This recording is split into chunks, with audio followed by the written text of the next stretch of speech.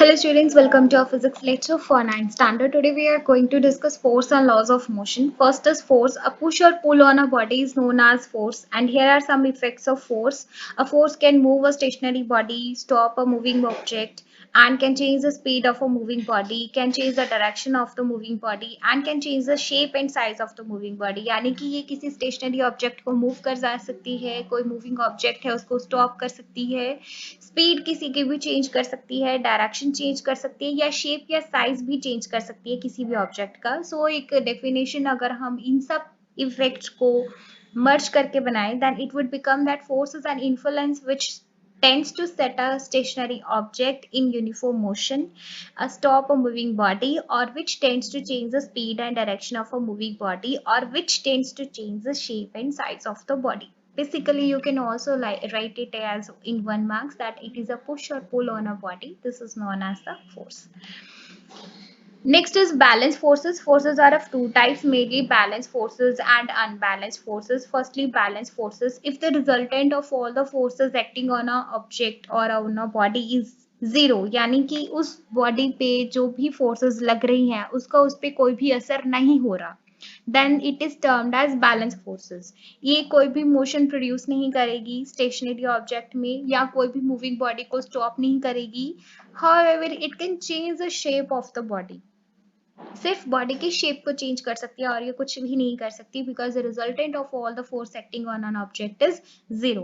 Next is unbalance forces. अगर resultant सभी forces जो भी लग रही हैं किसी भी ऑब्जेक्ट पे is not equal to zero, then it is termed as unbalanced forces, and the forces are called as unbalanced, and it produce, ये मोशन प्रोड्यूस कर सकती है in a body, can also help to stop a moving body.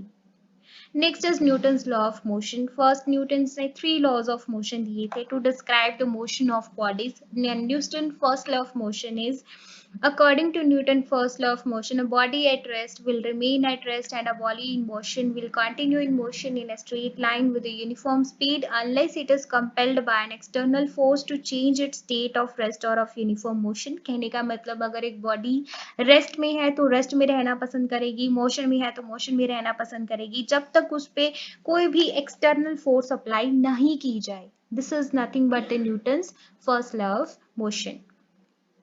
Inertia and mass देख लेते हैं एक बार. Inertia एक ऐसी प्रॉपर्टी है किसी भी ऑब्जेक्ट या बॉडी की due to which it resists a change in state of rest और ऑफ यूनिफॉर्म मोशन. और ये किसकी वजह से होता है? जो हम ये न्यूटन्स फर्स्ट लॉ पढ़ के आए हैं कि कोई भी बॉडी रेस्ट पे है तो रेस्ट पे रहेगी, मोशन में है तो मोशन में रहेगी, जब तक उस पर एक्सटर्नल फोर्स प्रोवाइड नहीं की जाती. ये किसकी वजह से है? It is an inherent property. It is due to the inherent property possessed by the body, that is inertia. Okay, inertia जिसकी वजह से it resist a change in the state of rest और ऑफ यूनिफॉर्म मोशन. किसी भी body की property जो कि inertia है उसकी प्रॉपर्टी, उसकी वजह से ही वो अपना रेजिस्ट करेगी change in the state of rest. अगर रेस्ट में है रेस्ट में रहना पसंद करेगी, यूनिफॉर्म मोशन में है तो यूनिफॉर्म मोशन में रहना पसंद करेगी. एंड जो इनर्शिया है वो अब किस पे डिपेंड करता है, हमें ये फाइंड करना है. हमने देखा कि जो greater would be the inertia, greater the force required to bring a change in its state of rest or of uniform motion. जितना ज़्यादा किसी भी बॉडी का inertia होगा उतनी ही ज़्यादा फोर्स लगेगी उसके मोशन को चेंज करने के लिए. अगर वो रेस्ट में है मोशन में लाने के लिए, मोशन में है तो रेस्ट में लाने के लिए उतनी ही ज़्यादा फोर्स लगेगी जितना ज़्यादा उसका inertia होगा. और मास क्या है? Mass is a measure of the inertia of a body. Mass क्या है कि मेजर इनर्शिया किसी भी बॉडी का इस तभी ज्यादा होगा अगर उसका मास क्या होगा? ज्यादा होगा. फॉर एग्जाम्पल एक स्टोन है, उसका इनर्शिया ज्यादा होगा एज कम्पेयर टू फुटबॉल. और गिवन कंडीशन ये कि स्टोन और फुटबॉल दोनों सेम साइज के होने चाहिए. ऐसा नहीं होना चाहिए कि स्टोन की जगह आप पेबल ले लो और एक फुटबॉल ले लो और फिर बताओ कि मैम आपका इनर्शिया वाला कॉन्सेप्ट तो फेल हो गया. नो, स्टोन और फुटबॉल का केस ले रहे हो, मतलब आपको अगर किसी भी दो चीज को कंपेयर करना है तो please make sure they have the same size होना चाहिए. अब सेम साइज होगा तो ऑब्वियसली स्टोन हैवी होगा as compared to football. That means stone has more inertia than that of football. और एक क्रिकेट बॉल है वो उसका भी इनर्शिया ज्यादा होगा as compared to rubber ball of same size. अब जो इनर्शिया है इसका मतलब क्या हुआ? Inertia of a body depends upon its mass. अब इनर्शिया की मैं आपको एक और अच्छी सी एग्जांपल देती हूँ। आपने सीलिंग फैन आपका चल रहा है, आपने एकदम से स्विच ऑफ किया, तो वो जो सीलिंग फैन है वो कुछ रोटेट्स लेने के बाद ही बंद होगा। ऐसा नहीं है आपने एकदम से स्विच ऑफ किया पंखे को और वो तभी रुक गया, नो। वो कुछ टाइम तक रोटेट करता रहेगा, फिर जाके कहीं रुकेगा कुछ टाइम के बाद। This is nothing but the inertia, क्योंकि वो क्या था, मोशन में था और आपने स्विच ऑफ करके उसको रेस्ट में कर दिया, तो वो एकदम से रेस्ट में नहीं आ पाया due to its inertia of motion. Okay, क्या पढ़ा हमने? इनर्शिया पढ़ा कि ये एक प्रॉपर्टी है बॉडी की जिसकी वजह से वो रेस्ट में है तो रेस्ट में रहना पसंद करेगी, यूनिफॉर्म मोशन में है तो यूनिफॉर्म मोशन में रहना पसंद करेगी, यानी कि अपनी चेंज नहीं करेगी, अपनी स्टेट को चेंज नहीं करेगी, due to which it results a change in state of rest और ऑफ यूनिफॉर्म मोशन। जितना ज्यादा इनर्शिया उतनी ज्यादा फोर्स लगेगी उसको उसके स्टेट को चेंज करने के लिए। और मास क्या है? मेजर है इनर्शिया ऑफ बॉडी का। जितना ज्यादा मास उतनी ज्यादा inertia, so inertia of a body depend upon its mass. अब आता है इनर्शिया ऑफ रेस्ट और इनर्शिया ऑफ मोशन।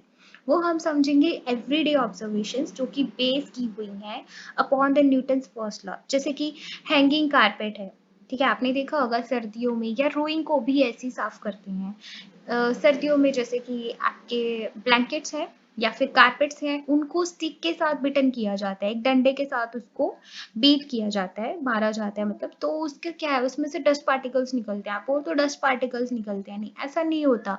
जब आप हैंगिंग कारपेट को बीट करते हैं, when hanging carpet is beaten with a stick, तो क्या होता है, जो डस्ट पार्टिकल्स हैं, कारपेट जो है वो मोशन में चला जाता है जब हम उसको बीट करते हैं, और जो डस्ट पार्टिकल्स हैं वो वही रेस्ट पे रह जाते हैं। इन दिस वे दोनों एक दूसरे से अलग हो जाते हैं, क्या, कारपेट और dust particles. And this is the way to clean the carpet, to make the carpet dust free by based on the Newton's first law of motion. Next is, अगर ट्री को हम शेक करेंगे, when a tree is shaken vigorously its fruits and leaves fall down. अगर किसी tree को बहुत ज्यादा तेजी से, आप विग्रसली का मतलब होता है बहुत ज्यादा बुरी तरह से या फिर बहुत ज्यादा तेजी से, है ना, बहुत फास्टली उसको शेक करते हो, तो क्या होता है, उसके फ्रूट्स और लीव्स जो है वो नीचे गिर जाते हैं ग्राउंड पे। क्यों? क्योंकि उसका आपने शेक किया, वो पहले रेस्ट पे था, उसको एकदम से मोशन दे दिया, तो उसके फ्रूट्स और लीव्स तो रेस्ट पे ही रह गए, और रेस्ट पे रहने की वजह से वो उससे टूट जाते हैं, अपनी ब्रांच से टूट जाते हैं। दिस इज वाई वो क्या करते हैं, नीचे गिर जाते हैं। इसके अलावा आपने देखा होगा, ट्रैवल करते हुए आप बस में जा रहे हो, कार में जा रहे हो, बस और कार एकदम से स्टार्ट होती है, तो आपको पीछे की तरफ थोड़ा सा जर्क फील होता है ना, एकदम से स्टार्ट हुई, या फिर चल रही है बस पूरी यूनिफॉर्म वेलोसिटी से और आगे उसके कुछ एनिमल आ गया, है ना, आगे, या फिर कार आ गई बस की, तो आप क्या, वो बस वाला क्या करेगा, ड्राइवर एकदम से ब्रेक लगाएगा, तो एकदम से स्टॉप होने की वजह से आप आगे की तरफ फॉल करते हो अपनी सीट पे, है ना। So this is nothing but due to the inertia of motion और रेस्ट की ही एग्जाम्पल है, which is based upon the Newton's first law. अब मैं लास्ट वाली को एक बार दोबारा से एक्सप्लेन कर रही हूँ कि कार और बस है, एकदम से स्टॉप हो, एकदम से स्टार्ट हो रही है, तो एकदम से जब स्टार्ट होगी, आप बस की सीट पे बैठे हो, आपका लोअर पार्ट जो है वो बस के टच में है, क्योंकि बस की सीट पे आप बैठे हो, बस, ठीक है। अब बस एकदम से स्टार्ट हुई, तो आपकी लोअर बॉडी भी एकदम से बस के साथ ही आगे जाने की कोशिश करेगी, मोशन में आने की कोशिश करेगी, पर आपका जो अपर पार्ट है वो सीट के साथ इतना ज्यादा मतलब ज्वाइन नहीं होता, तो जिसकी वजह से वो आपका जो अपर पार्ट है वो एकदम से रेस्ट में ही रहता है, और जो लोअर पार्ट है वो बस के साथ मोशन में जाता है, जिसकी वजह से आप पीछे की तरफ जर्क फॉल करते हो। Okay, next is when it stop the passengers jerk forward.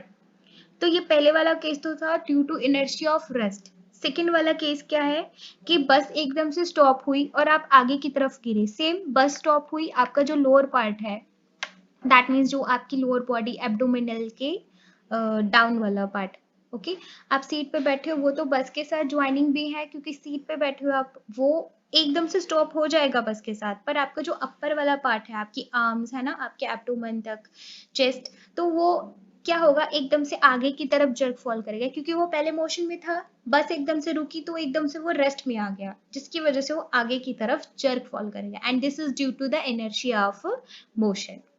Okay, तो इनर्शिया ऑफ मोशन और इनर्शिया ऑफ रेस्ट को आपको ध्यान में रखना है, and these are observed everyday observations that are based upon the Newton's first law of motion.